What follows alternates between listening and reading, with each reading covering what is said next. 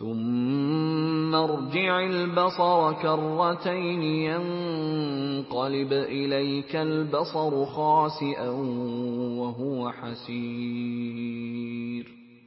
پھر دوبارہ سہبارہ نظر کر تو نظر ہر بار تیرے پاس ناکام اور تھک کر لوٹ آئے گی. اگر کوئی چیز ہم میں اور دروازے کے پرے کی دنیاؤں میں کامن ہو سکتی ہے تو وہ ہے کاربن.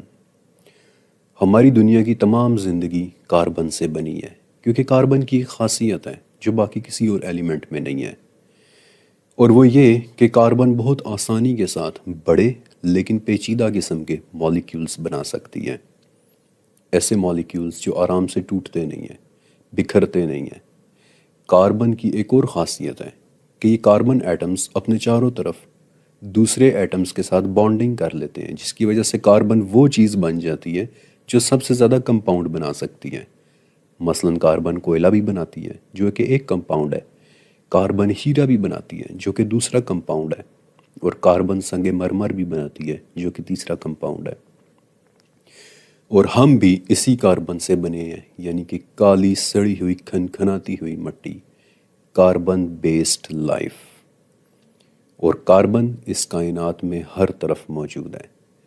بہت ممکن ہے کہ دروازے کے پرے رہنے والی وہ مخلوق بھی ہماری طرح کاربن ہی سے بنی ہو. لیکن ایک دلچسپ سوال کہ کیا وہ دیکھنے میں بھی ہمیں جیسی ہوگی؟ اگر اس کی دنیا ہماری دنیا جیسی ہوئی تو وہ بہت حد تک دیکھنے میں ہماری دنیا جیسی مخلوق ہوگی، ہمارے جانوروں اور ہمارے پودوں سے ملتی جلتی مخلوق، کیونکہ وہ بھی اپنی دنیا میں ویسا ہی ماحول فیس کر رہی ہوگی جیسا ہم کرتے ہیں. یہ ضروری نہیں کہ وہ دیکھنے میں بالکل ہمیں جیسی ہو، لیکن قدرت کے کچھ قوانین سب کے لیے ایک جیسے ہیں. اس مخلوق میں کم سے کم 3 چیزیں ضرور ہوں گی، کیونکہ ان 3 چیزوں کے بغیر وہ اپنی دنیا میں سروائیو نہیں کر پائے گی.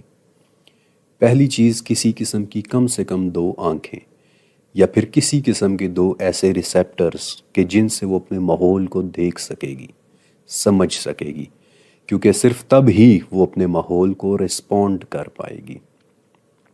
لیکن اس کی آنکھیں اس کے چہرے پر کس جگہ ہوں گی، یہ بات بہت زیادہ اہم ہے، کیونکہ اس کے چہرے پر اس کی آنکھوں کی جگہ یہ ڈیفائن کرے گی کہ اس کا انٹیلیجنس لیول کیا ہے.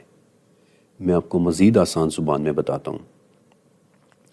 ہماری آنکھیں ہنٹرز آئیز ہیں، یعنی کہ ایک شکاری کی آنکھیں، چہرے پر سامنے کی طرف بنی ہوئی.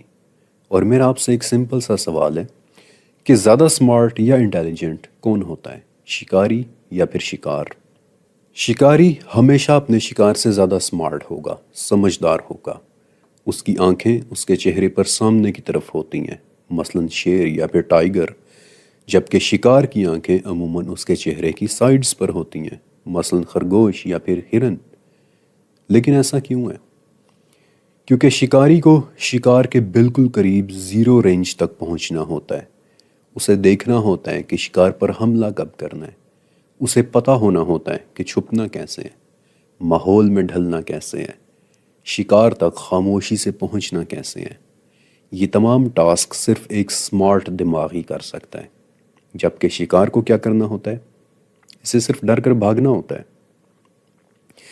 لہٰذا اس مخلوق کے چہرے پر اپنی دنیا میں سروائیو کرنے کے لیے کسی نہ قسم کی 2 آنکھیں یا زیادہ آنکھیں ہونا ضروری ہے.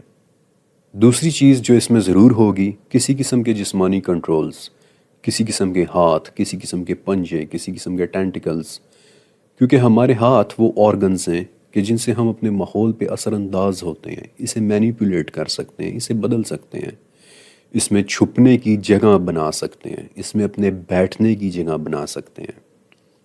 اور تیسری چیز جو اس میں لازماً ہوگی وہ کسی قسم کی زبان یا بولی یا کسی قسم کا کمیونیکیشن سسٹم، کیونکہ اس کے بغیر وہ مخلوق آپس میں ایک دوسرے سے انٹریکٹ ہی نہیں کر پائیں گے.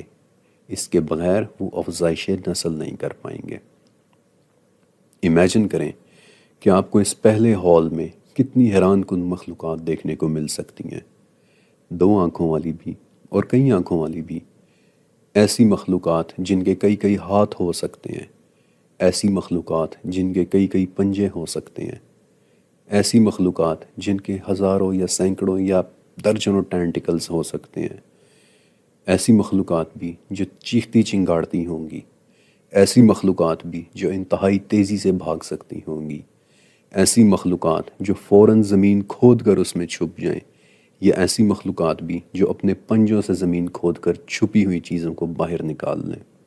صرف پہلے ہال کے اندر ہی آپ مخلوقات کی لامتناہی شکلیں دیکھ رہے ہیں، اور اب میں آپ کے سامنے ان دنیاؤں کے ماحول میں بالکل ذرا سی تبدیلی کر کے آپ کو دکھاتا ہوں کہ پہلے ہال کی مخلوق کیسے اپنی شکل فوراً سے بدل لے گی۔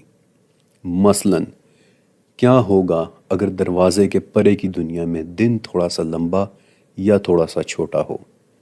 کیا ہوگا اگر اس دنیا میں زمین کی شیپ تھوڑی سی مختلف ہو؟ کیا ہوگا اگر اس دنیا میں موسم تھوڑے سے مختلف ہوں؟ کیا ہوگا اگر اس دنیا میں گریوٹی ہماری دنیا سے تھوڑی سی مختلف ہو؟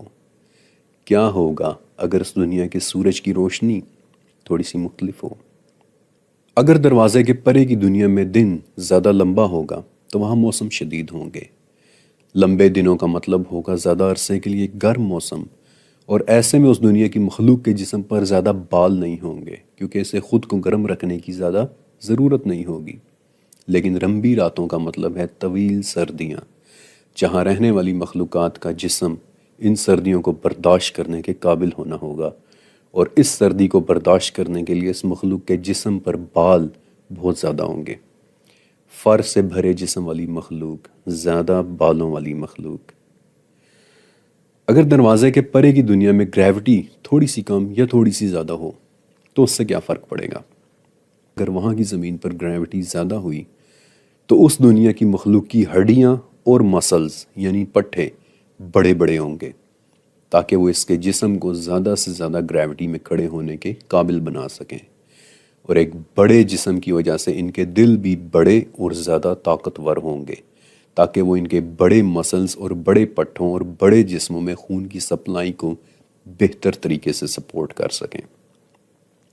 امیجن کریں ایک بڑے جسم اور بڑے سینے والی چیختی چنگاڑتی مخلوق۔ لیکن اگر اس دنیا میں گریوٹی کم ہو تو کم گریوٹی والی دنیا اپنی فضا یا اپنے ایٹماسفیئر کو کنٹرول نہیں رکھ پائے گی۔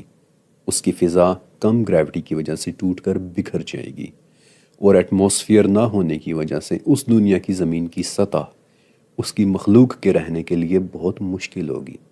لہٰذا پتہ ہے آپ وہاں کیسی مخلوق دیکھیں گے؟ زمین کے نیچے بڑی بڑی غاروں میں رہنے والی مخلوق۔ غاروں میں روشنی زیادہ نہیں ہوتی، لہٰذا کم روشنی کی وجہ سے ان کی آنکھیں بھی بڑی بڑی ہوں گی تاکہ وہ زیادہ سے زیادہ روشنی کو جذب کر سکیں، اندھیرے میں زیادہ سے زیادہ دیکھ سکیں، بالکل ویسے جیسے ہماری دنیا میں نوکٹرنل اینیملز کی ہوتی ہیں، یعنی وہ جانور جو رات کے وقت اندھیرے میں زیادہ ایکٹیو ہوتے ہیں، مثلاً آڈ واکس، مثلاً چمگادڑیں یا الو، یا مثلاً موس یا گیلاگوس۔ لیکن اگر وہ مخلوق اپنی دنیا کی سطح پر رہنا سیکھ جائے تو وہ نظارہ دیکھنے سے تعلق رکھتا ہوگا۔ اس دنیا کے پودے اور درخت کم گریوٹی کی وجہ سے بہت لمبے لمبے ہوں گے۔ اس مخلوق کو بڑی ہڈیوں اور بڑے بڑے مسلز کی کوئی ضرورت نہیں ہوگی، وہ پتلی اور اونچے لمبے قد کی مخلوق ہوگی۔